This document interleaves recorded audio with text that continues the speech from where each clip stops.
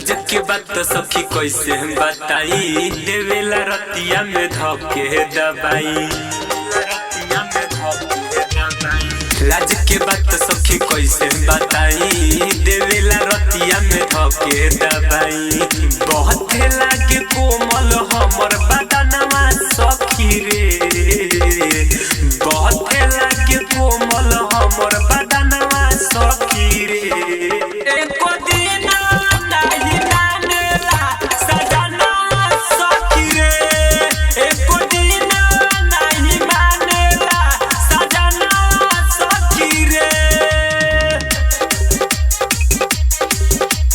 DJ विकास बेतिया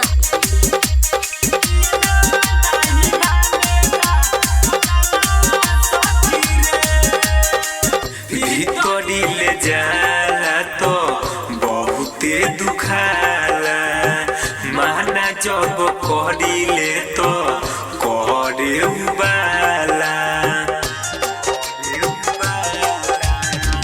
भीतरी ले जाला तो बहुते दुखाला, माना जब करिले तो करे उबाला।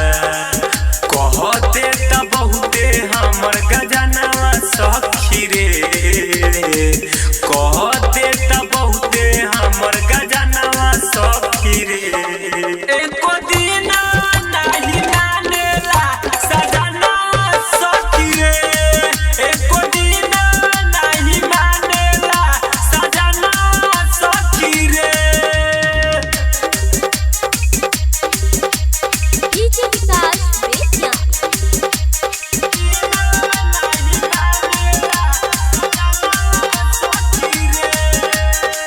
आधी आधी रतिया के मांगेला पानी, राइटर सुबोध से तंग हम बानी।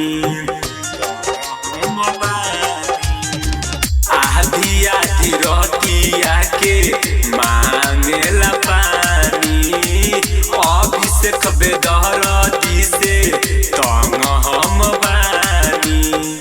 दास जी से पूरल हमर सपनावा सखी रे, दास जी से पूरल हमर सपनावा सखी रे। एको दिन नहीं मानेला सजनवा सखी रे, एको दिन नहीं मानेला सजनवा सखी रे। रिकॉर्डिंग बा Aamir film recording studio Bihar.